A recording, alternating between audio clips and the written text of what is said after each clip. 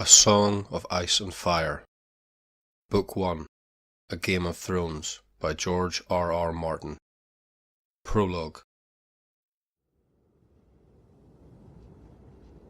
"We should start back," Garrett urged, as the woods began to grow dark around them. "The wildlings are dead." "Do the dead frighten you?" Sir Waymar Royce asked, with just a hint of a smile. Garrett did not rise to the bait. He was an old man, past 50, and he had seen the lordlings come and go. "Dead is dead," he said. "We have no business with the dead." "Are they dead?" Royce asked softly. "What proof have we?" "Will saw them," Garrett said. "If he says they're dead, that's proof enough for me." Will had known they would drag him into the quarrel sooner or later. He wished it had been later rather than sooner. "My mother told me dead men sing no songs," he put in. "My wet nurse said the same thing, Will," Royce replied. "Never believe anything you hear at a woman's tit. There are things to be learned, even from the dead." His voice echoed, too loud in the twilight forest. "We have a long ride before us," Garrett pointed out. 8 days, maybe 9, and night is falling." Sir Waymar Royce glanced at the sky with disinterest. "It does that every day about this time. Are you unmanned by the dark, Garrett?" Will could see the tightness around Garrett's mouth, the barely suppressed anger in his eyes, under the thick black hood of his cloak. Garrett had spent 40 years in the Night's Watch, man and boy. He was not accustomed to being made light of. Yet it was more than that. Under the wounded pride, Will could sense something else in the older man. You could taste it, a nervous tension that came perilously close to fear. Will shared his unease. He had been 4 years on the wall, the first time he had been sent beyond. All the old stories had come rushing back, and his bowels had turned to water. He had laughed about it afterward. He was a veteran of 100 rangings by now, and the endless dark wilderness that the Southron called the Haunted Forest had no more terrors for him. Until tonight. Something was different tonight. There was an edge to this darkness that made his hackles rise. 9 days they had been riding, north and northwest, and then north again, farther and farther from the wall, hard on the track of a band of wildling raiders. Each day had been worse than the day that came before it. Today was the worst of all. A cold wind was blowing out of the north, and it made the trees rustle like living things. All day Will had felt as though something were watching him, something cold and implacable that loved him not. Garrett had felt it too. Will wanted nothing so much as to ride hell-bent for the safety of the wall, but that was not a feeling to share with your commander, especially not a commander like this one. Sir Waymar Royce was the youngest son of an ancient house with too many heirs. He was a handsome youth of 18, grey-eyed and graceful and slender as a knife. Mounted on his huge black destrier, the knight towered above Will and Garrett on their smaller garrons. He wore black leather boots, black woolen pants, black moleskin gloves, and a fine supple coat of gleaming black ringmail over layers of black wool and boiled leather. Sir Waymar had been a sworn brother of the Night's Watch for less than half a year, but no one could say he had not prepared for his vocation, at least insofar as his wardrobe was concerned. His cloak was his crowning glory, sable, thick, and black and soft as sin. "Bet he killed them all himself, he did," Garrett told the barracks over wine. "Twisted their little heads off, our mighty warrior." They all shared a laugh. "It is hard to take orders from a man you laughed at in your cups," Will reflected as he sat shivering atop his garron. Garrett must have felt the same. "Mormont said as we should track them, and we did," Garrett said. "They're dead. They shan't trouble us no more. There's hard riding before us. I don't like this weather. If it snows, we could be a fortnight getting back. And snow's the best we can hope for. Ever seen an ice storm, my lord?" The lordling seemed not to hear him. He studied the deepening twilight in that half-bored, half-distracted way he had. Will had ridden with the knight long enough to understand that it was best not to interrupt him when he looked like that. "Tell me again what you saw, Will. All the details. Leave nothing out." Will had been a hunter before he joined the Night's Watch. Well, a poacher in truth. Mallister freeriders had caught him red-handed in the Mallister's own woods, skinning one of the Mallister's own bucks, and it had been a choice of putting on the black or losing a hand. No one could move through the woods as silent as Will, and it had not taken the Black brothers long to discover his talent. "The camp is 2 miles further on, over that ridge, hard beside a stream," Will said. "I got close as I dared. There's 8 of them, men and women both. No children I could see. They put up a lean-to against the rock. The snow's pretty well covered it now, but I could still make it out. No fire burning, but the fire pit was still plain as day. No one moving. I watched a long time. No living man ever lay so still." "Did you see any blood?" "Well, no," Will admitted. "Did you see any weapons?" "Some swords, a few bows. One man had an axe, heavy-looking, double-bladed. A cruel piece of iron. It was on the ground beside him, right by his hand." "Did you make note of the position of the bodies?" Will shrugged. "A couple are sitting up against a rock, most of them on the ground, fallen like." "Or sleeping," Royce suggested. "Fallen," Will insisted. "There's one woman up on Ironwood, half hid in the branches. A Far Eyes." He smiled thinly. "I took care she never saw me. When I got closer, I saw she wasn't moving either." Despite himself, he shivered. "You have a chill?" Royce asked. "Some," Will muttered. "The wind, my lord." The young knight turned back to his grizzled man-at-arms. Frost-fallen leaves whispered past them, and Royce's destrier moved restlessly. "What do you think might have killed these men, Garrod?" Sir Waymar asked casually. He adjusted the drape of his long sable cloak. "It was the cold," Garrod said with iron certainty. "I saw men freeze last winter, and the one before, when I was half a boy. Everyone talks about snows 40 foot deep, and how the ice wind comes howling out of the north. But the real enemy is the cold.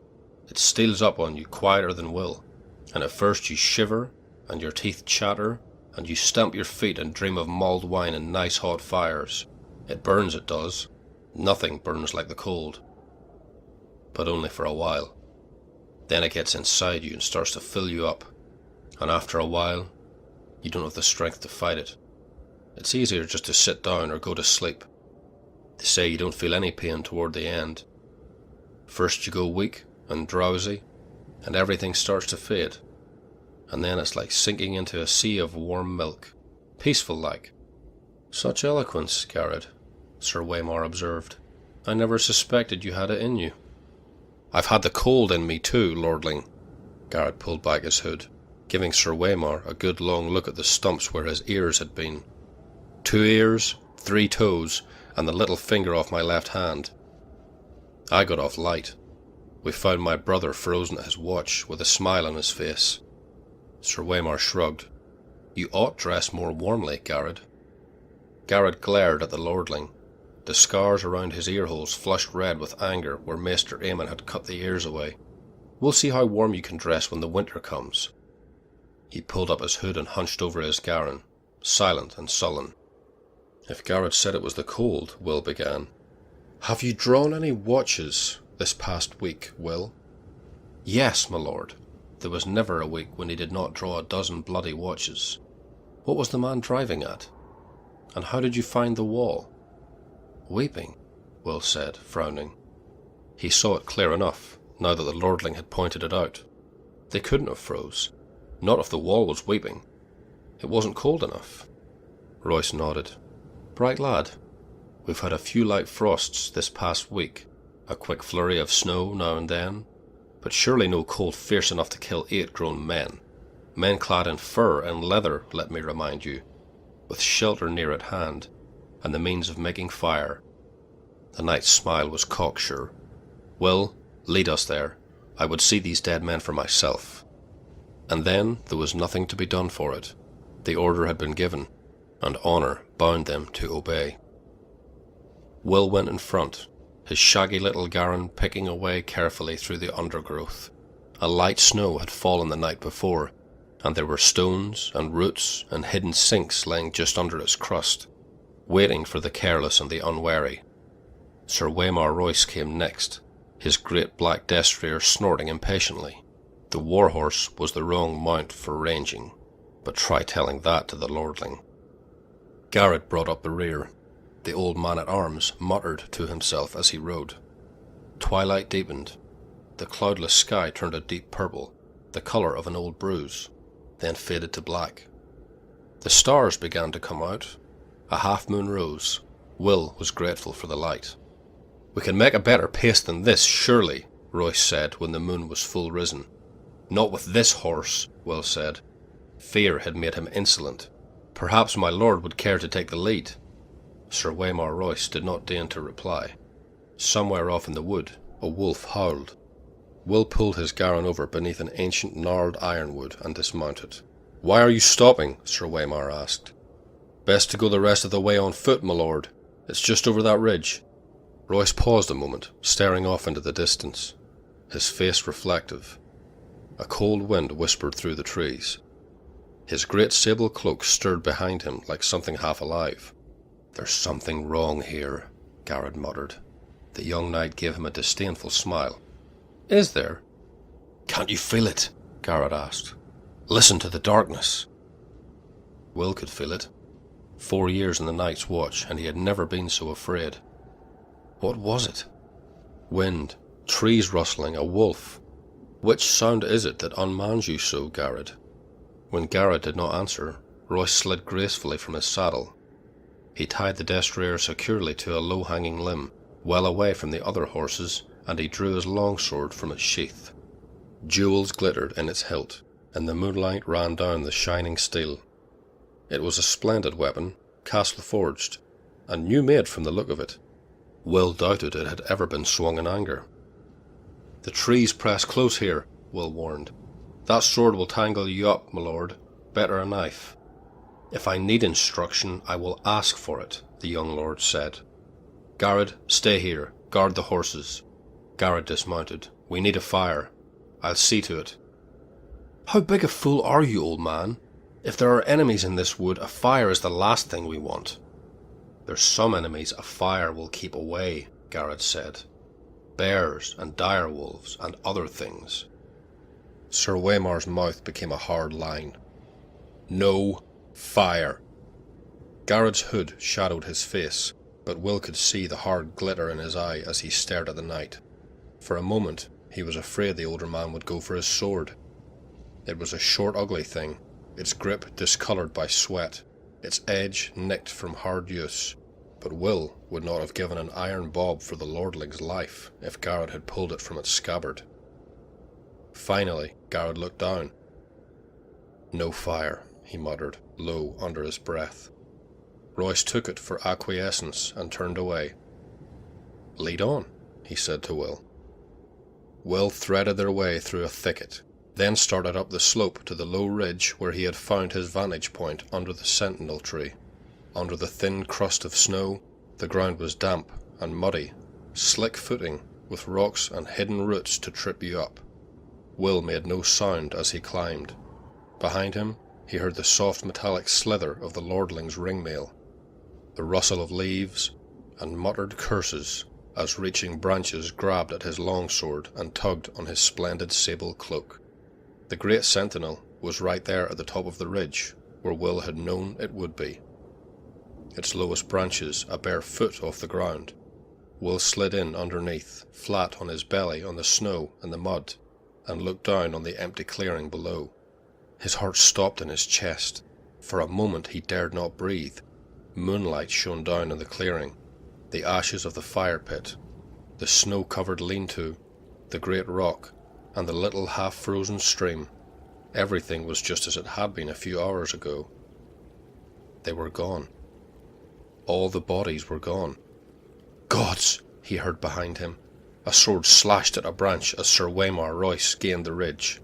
He stood there beside the sentinel, longsword in hand, his cloak billowing behind him as the wind came up, outlined nobly against the stars for all to see. "Get down!" Will whispered urgently. "Something's wrong!" Royce did not move. He looked down at the empty clearing and laughed. Your dead men seem to have moved camp, Will. Will's voice abandoned him. He groped for words that did not come. It was not possible.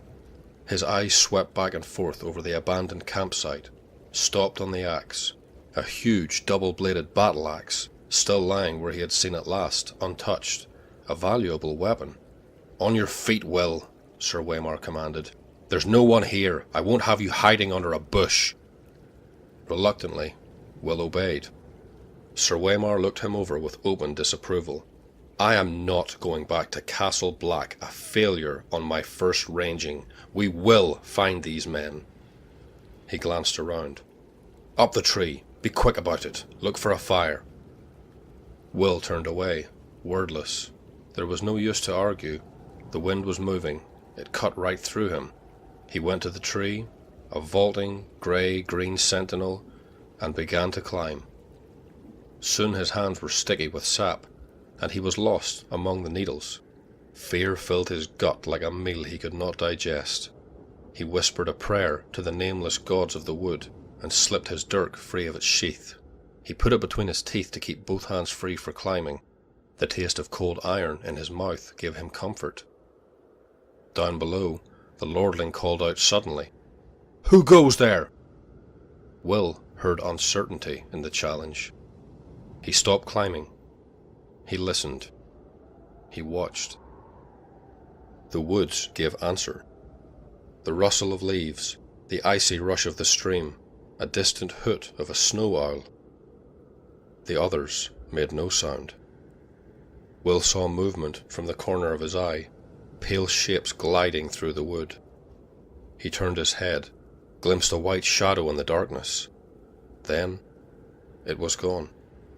Branches stirred gently in the wind, scratching at one another with wooden fingers.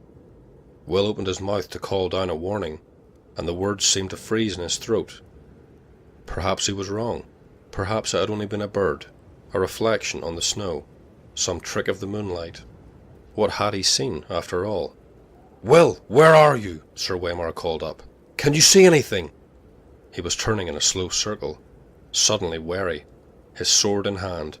He must have felt them, as Will felt them. There was nothing to see. "Answer me! Why is it so cold?" It was cold. Shivering, Will clung more tightly to his perch. His face pressed hard against the trunk of the sentinel. He could feel the sweet, sticky sap on his cheek. A shadow emerged from the dark of the wood. It stood in front of Royce. Tall it was, and gaunt, and hard as old bones, with flesh pale as milk. Its armour seemed to change colour as it moved. Here it was white as new-fallen snow. There, black as shadow, everywhere dappled with the deep grey-green of the trees.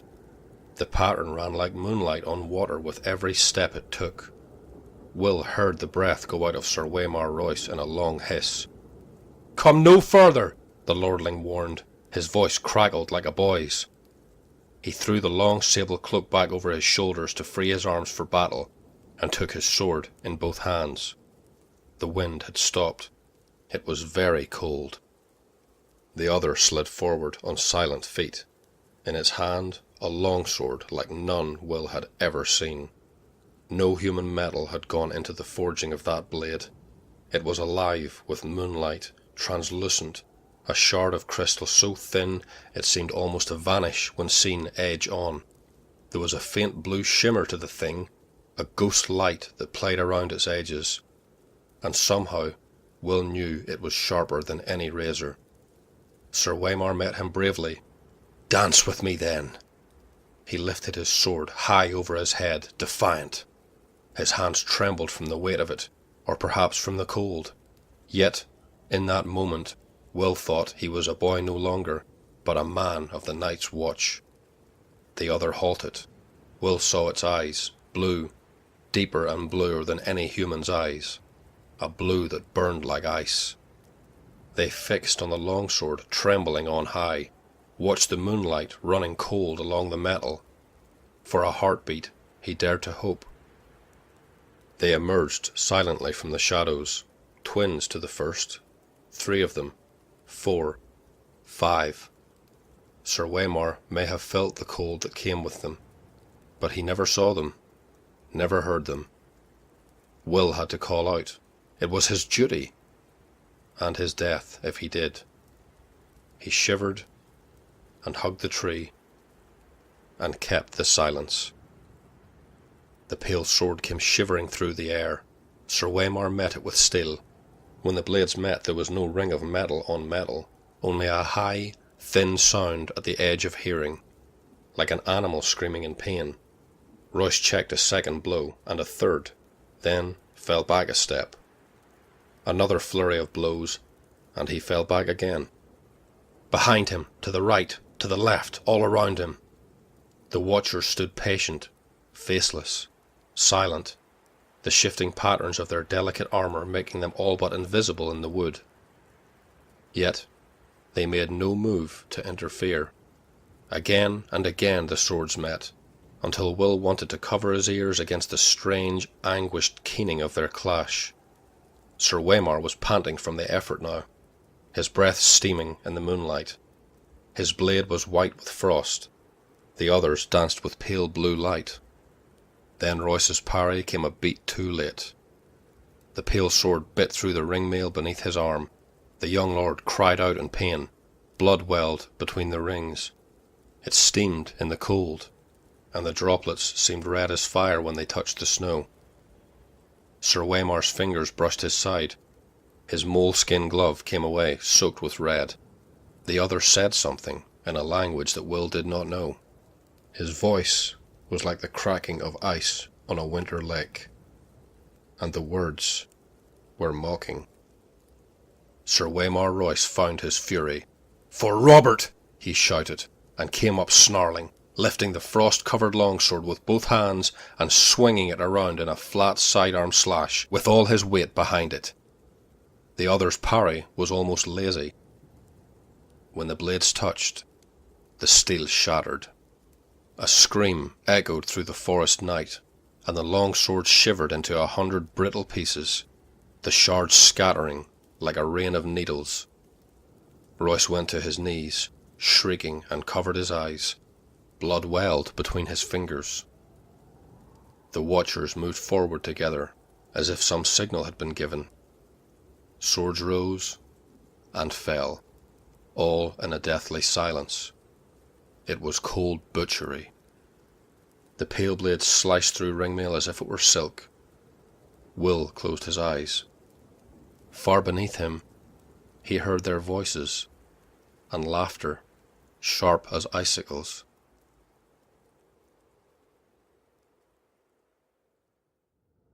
When he found the courage to look again, a long time had passed, and the ridge below was empty. He stayed in the tree, scarce daring to breathe, while the moon crept slowly across the black sky. Finally, his muscles cramping and his fingers numb with the cold, he climbed down. Royce's body lay face down in the snow, one arm outflung. The thick sable cloak had been slashed in a dozen places. Laying dead like that, you saw how young he was. A boy. He found what was left of the sword a few feet away. The end splintered and twisted like a tree struck by lightning. Will knelt, looked around warily, and snatched it up. The broken sword would be his proof. Garrett would know what to make of it, and if not him, then surely that old Bear Mormont or Maester Aemon. Would Garrett still be waiting with the horses? He had to hurry. Will rose. Sir Waymar Royce stood over him. His fine clothes were a tatter, his face a ruin. A shard from his sword transfixed the blind white pupil of his left eye. The right eye was open. The pupil burned blue. It saw. The broken sword fell from nerveless fingers.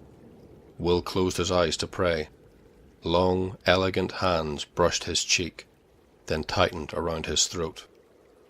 They were gloved in the finest moleskin and sticky with blood.